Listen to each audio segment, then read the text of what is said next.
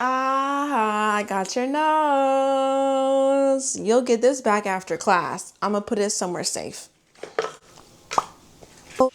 Hello everybody, welcome back to my channel. If you're new here, hello. If you've been here before, what's good? Today we're going to be talking about something really common and something that all houseplants need. All houseplants need, and that is going to be watering, but specifically watering correctly. While there are a lot of different categories to keeping happy, healthy, and thriving indoor plants, watering is the really main one, and fertilizing and proper watering and fertilizing at that. While there are a lot of different substrates that a lot of common houseplants can be kept in, and the substrate just means the soil mixture. Whether that be something like sphagnum moss, nice perlite soil mixture, cocoa corn, or even a self-contained watering situation. It is just sphagnum moss, but there is absolutely no drainage in this type of system for this type of plant. Nonetheless, any of these mediums are going to be something that you pick.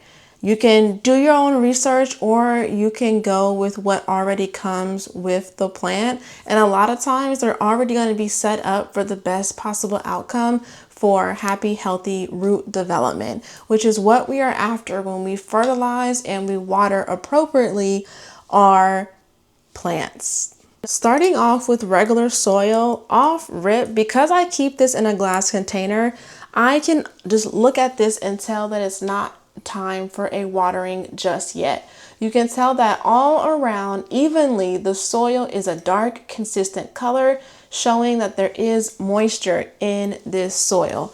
In addition, if I touch the top layer of soil, it is damp to my finger, letting me know that there is enough water in here, and this does not need to be watered right now.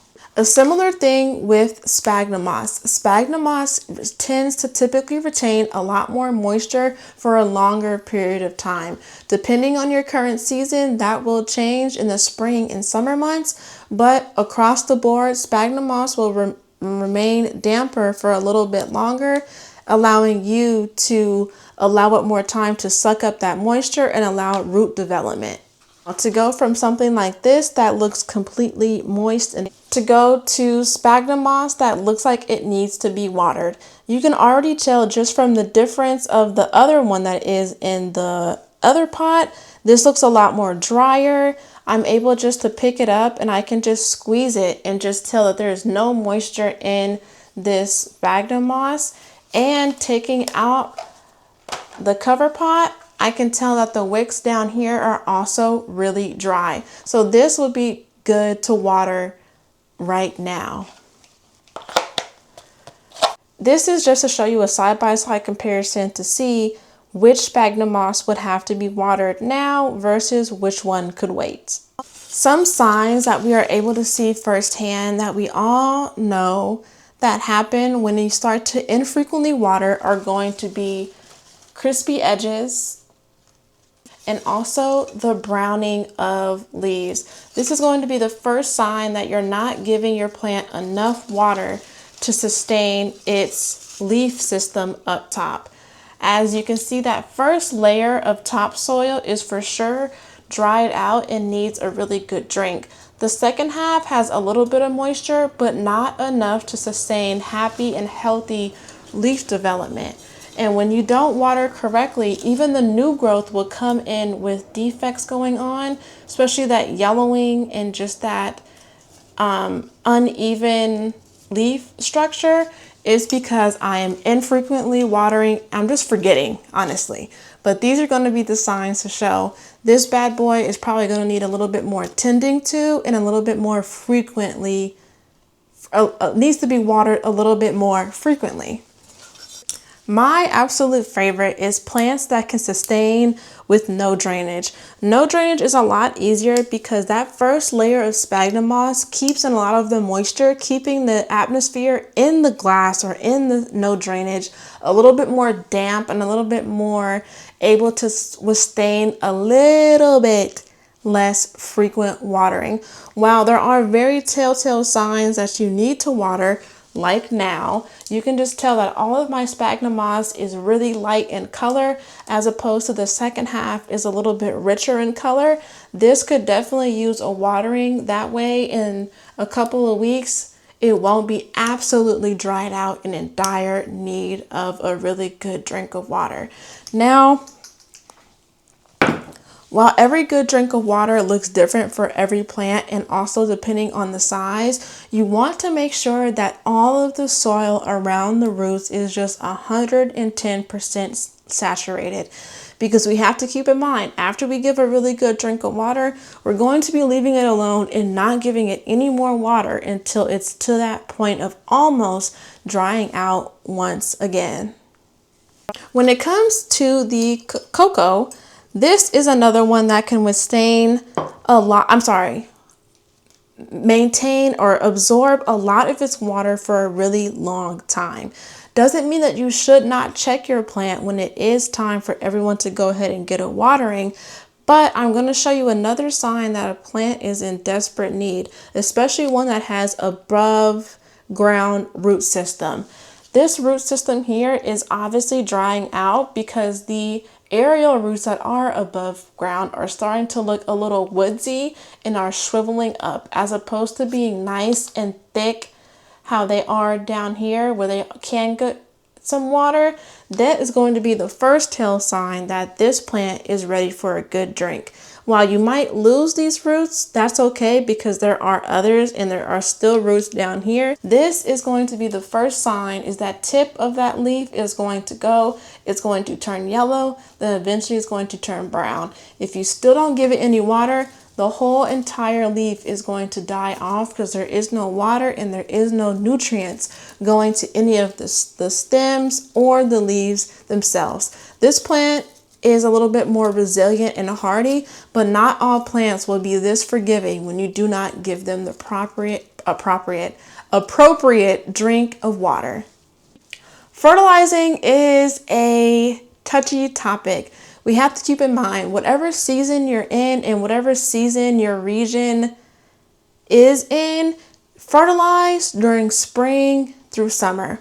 Whatever month that is for you, just know your spring season and your summer season, you should be implementing a healthy amount of fertilizer to all of your plants across the board. Not consistently the whole spring and not consistently the whole summer. 2 to 3 weeks at a time. You'll fertilize for 2 weeks. That third week, you'll just start rinsing and rinsing and rinsing with every watering for 2 weeks. Then the next following weeks, I will also use fertilizer water just during those growing seasons of those plants. Fertilizer is tricky, but majority of what you get from Lowe's or Home Depot or even your plant nursery is going to be really good fertilizer. The numbers on the fertilizer will tell you the strength of which the fertilizer is. This was the very first plant fertilizer that I got, and it is a 2:3:2 ratio. The first number just tells you how much nitrogen, and the second number is how much phosphate, and the second one is, I can't even get into that because that's like deeper. That doesn't really matter. What matters is just a low dosage. You can get anything as high as a 6.66. That is okay. You can even go 10.10.10 for all I care.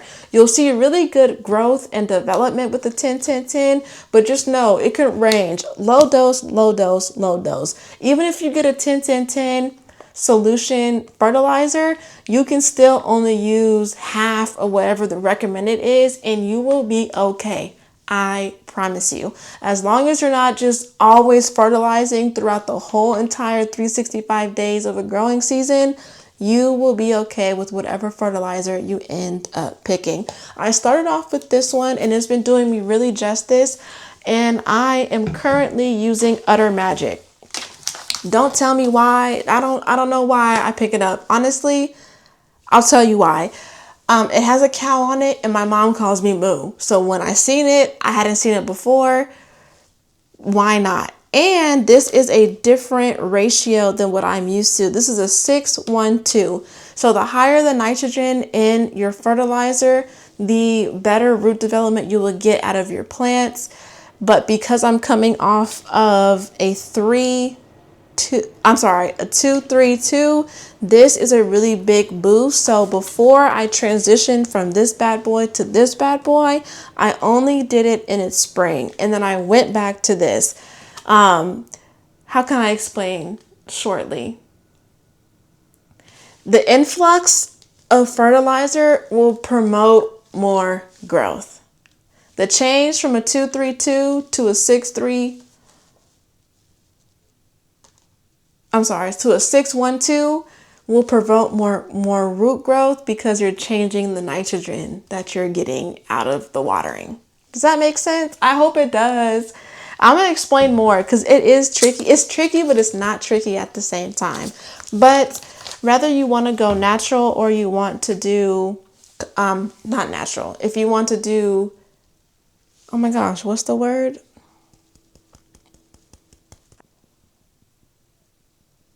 I don't know. I forget. Now we're going to touch on properly watering your plants. I know you think, oh, I'm watering incorrectly. Yeah, you probably are. Probably. I was. So we're going to be starting with the self-contained planter.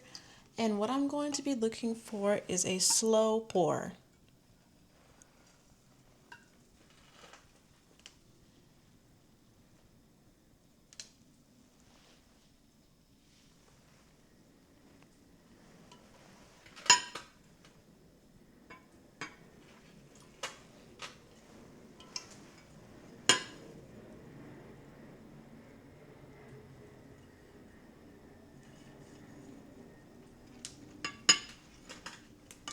I just like to allow time for the water to run and get through all the nooks and crannies of what I have going on. You'll start to notice that the sphagnum moss will start to just get richer and richer in color, showing signs of really being damp.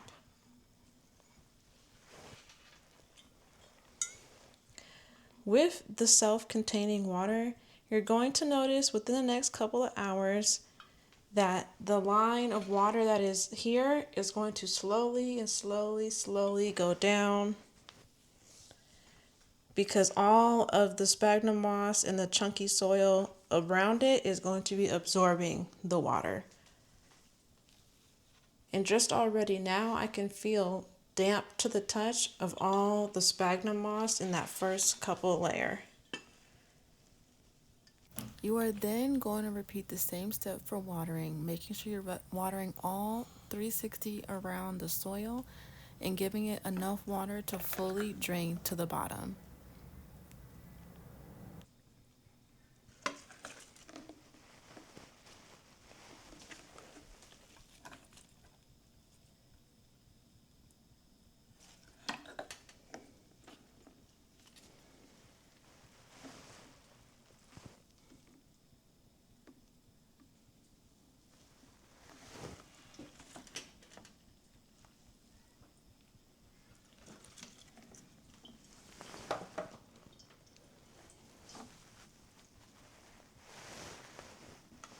Just show you guys how much I do actually water and see how much water is actually absorbed into the soil.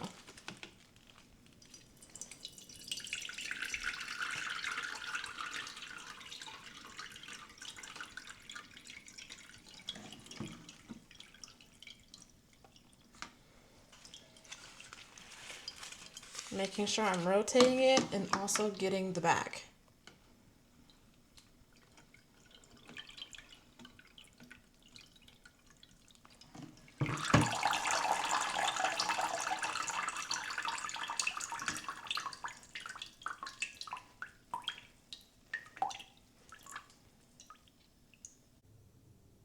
You want your nose back? You can have it back.